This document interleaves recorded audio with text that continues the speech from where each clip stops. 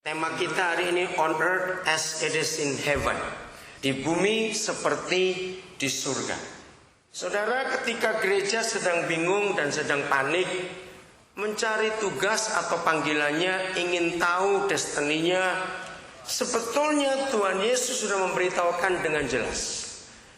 Panggilan tertinggi dari gereja itu bukan panggilan dari neraka dipindah ke surga, tidak.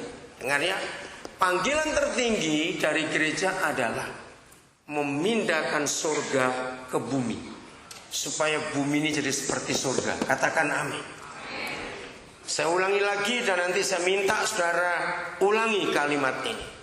Panggilan tertinggi gereja itu bukan dipanggil diselamatkan dari neraka ke surga, tidak. Tapi ini, nanti ulangi kalimat ini.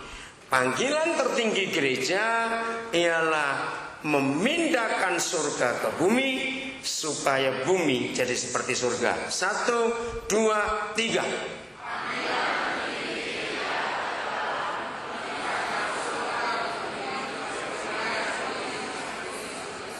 Nah, jadi seluruh aktivitas dan kesibukan kita yang dalam tanda pelayanan, saya ulangi lagi, maka seluruh kesibukan dan aktivitas kita di dalam tanda atau konteks pelayanan, maka ujungnya adalah ini: pindahkan surga ke bumi.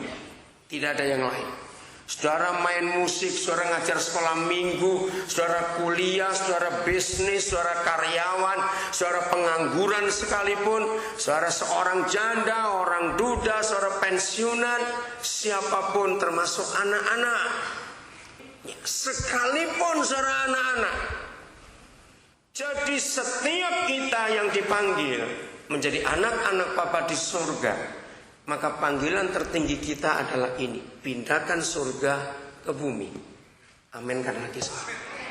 Apapun kesibukan kita, karena itu yang diajarkan Tuhan Yesus di dalam doa pertama yang Yesus Tuhan ajarkan adalah ini: pindahkan surga ke bumi.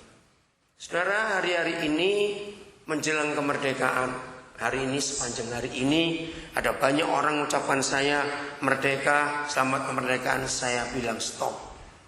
Jangan bilang merdeka, kita ini belum merdeka.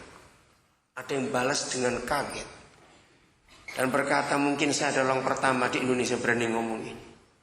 Kenapa saya berkata kita belum merdeka? Sebab kita sedang dijajah oleh pemerintah sendiri. Negara ini aneh, saudara. Mungkin inilah satu-satunya negara di dunia pemerintahnya menjajah rakyatnya sendiri lewat birokrasi yang sangat jahat di negara ini. Maka itu saya tolak semua ucapan merdeka hari ini. Pembohong dan penipu kalau kita berkata merdeka. Kita belum merdeka. Bukan penjajah asing yang menjajah kita, tapi pemerintah sendiri. Karena pemerintah menjajah rakyatnya sendiri, akhirnya antar kita saling menjajah. Premanisme sangat dihalalkan dan dilegalkan di negara kita. Aneh, sebuah negara yang berdaulat, polisi bisa kalah dengan preman, itu Indonesia. Ketika kemarin kita belajar dari Pak Yonatan Batiastina soal justice, keadilan, saudara, sama. Indonesia ini adalah satu-satunya negara di dunia. Dengarkan ya. Indonesia adalah satu-satunya negara di dunia. Tidak ada negara kedua atau ketiga. Hanya Indonesia yang hakim dan jaksa duduk di kursi terdakwa. Itu cuma di Indonesia. Mengerikan sekali. Bukan cuma di film-film India yang polisi bisa disuap. Negara kita nggak ada filmnya, tapi itu fakta. Nah, di dalam hukum, polisi dan pengadilan, ini dalam hukum ya, dalam hukum tata negara, polisi dan pengadilan itu adalah pintu pertama dan pintu terakhir. Setiap warga negara itu dapat hak dilindungi. Dengar ini baik-baik. Ini dalam hukum tata negara. Polisi dan pengadilan dalam hukum tata negara adalah pintu pertama dan pintu terakhir. disebut begitu? Karena dalam semua kasus yang sebuah negara hadapi, maka rakyat untuk bisa dilindungi dan dijamin hak kewarganegaraannya, maka pintu pertamanya adalah lapor ke polisi. Kan begitu? Nah, setelah lapor ke polisi, proses, maka pintu terakhirnya adalah pengadilan. Nah, di negara Kesatuan Republik Indonesia ini, pintu pertama dan pintu terakhir itu jebol. Maka itu kita tidak pernah dapat perlindungan. Saudara, saya cuma ingin ngomong saja, jangan ada yang tersinggung. Kalau ada gembala, pendeta, tersinggunglah. Kalau memang enggak. Saya tanya kepada saudara, siapa yang dalam 5 tahun terakhir ini, saudara kalau ke gereja, pernah dengar khotbah kitab Filemon? Akan ada, ada kitab Filemon tuh di Alkitab. Bayangkan. Loh, serius saya berkata begitu. Banyak gereja tidak pernah khotbah kitab Filemon. Kenapa kitab itu sangat tidak terkenal di kalangan gereja? Ada 2 alasan. Satu, kitabnya nggak ada kata berkat di situ, maka itu gereja nggak suka. Dalam kitab Filemon tidak ada janji diberkati, 1 potong ayat pun tidak ada. Kitab itu sangat pendek, cuma 1 pasal. Bahkan kalau kita buka halaman-halamannya sering kelewatan, karena cuma 1 lembar. Nah, yang kedua, maafkan saya para gereja, para hamba Tuhan. Kenapa gereja? Oke lah, saya kecilkan, tidak usah 5 tahun. Siapa dalam 1 tahun terakhir ini, dari Agustus 2009 sampai Agustus 2010, yang pernah dengar khotbah kitab Filemon? Saya cuma tanya, kenapa gereja tidak pernah khotbah kitab itu? Karena kalau kita tidak pernah pelayanan di dalam penjara, maka kitab Filemon nggak bisa dikhotbahkan. Berarti yang khotbah pasti munafik. Karena kitab Filemon itu kitab narapidana, saudara. Saya paling sering khotbah pasal itu karena hati saya ada di penjara. Kemarin dari Hand of Hope, saya Pak Yohanes nggak ngomong.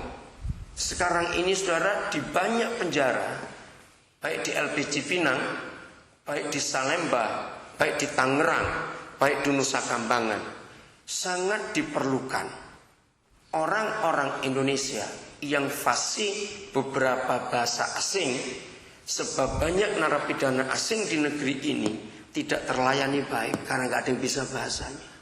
Menyedihkan sekali. Jadi bukan khotbah di penjara, beda ya.